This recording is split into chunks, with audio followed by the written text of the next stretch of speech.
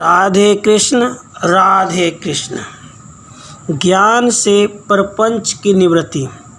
94वां सूत्र।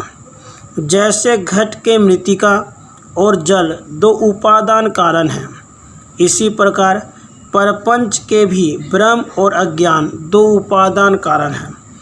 ऐसा वेदांत शास्त्रों के प्रमाण से जाना जाता है।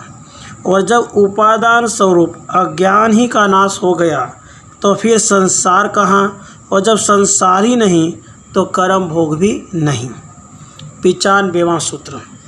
जैसे भ्रमवश से रज्जु में सर्प का ज्ञान होता है और सर्प में रज्जु ज्ञान होने से मूढ़ पुरुष सर्प को पकड़ लेता है, उसी प्रकार सत्स्वरूप ब्रह्म को नहीं जानने से जगत को सत्स्वरूप मानता है और फंसता है।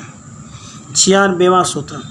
जैसे रज्जु में रज्जु का ज्ञान होने से सर्प ज्ञान नहीं होता है, उसी प्रकार प्रपंच के अधिष्ठानभूत परमात्मा के ज्ञान होने पर प्रपंच मिथ्या मालूम होता है। अज्ञानियों के लिए प्रारब्ध। 97वां सूत्र। देह भी प्रपंच स्वरूप है और प्रपंच के अध्यस्त होने से पहले जन्म के कर्म कहाँ। यदि कहो साक्षात श्रुति कर्म भोग को कहती है, तहाँ ऐसे जानना कि जिनको तत्वज्ञान नहीं हुआ है, अज्ञानी हैं, उनके बोधन करवाने के वास्ते श्रुति ने ऐसा कहा है। ज्ञानियों को प्रारब्ध का भाव। 98वां सूत्र।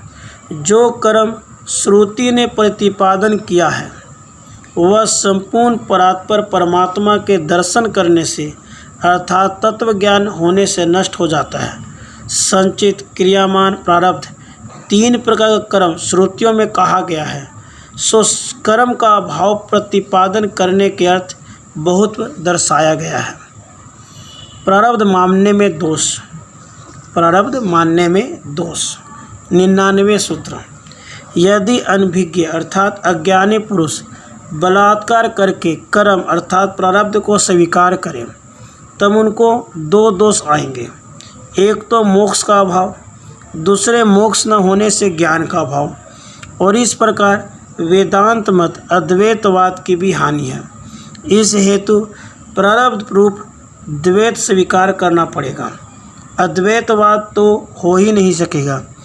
अब जिस श्रुति से ज्ञान लाभ होए ऐसी श्रुति कहनी होगी। यदि श्रुति नहीं कहोगे तो कोई ज्ञान लाभ का उपाय है ही नहीं। निधि ध्यासन की आज्ञा। 100वां सूत्र। इसके बाद पूर्व कहे हुए ज्ञान लाभ के अर्थ 15 निधि ध्यासन के अंग कहूँगा। उन्हीं अंगों के द्वारा सदा निधि ध्यासन करना चाहिए। राधे कृष्ण। राधे।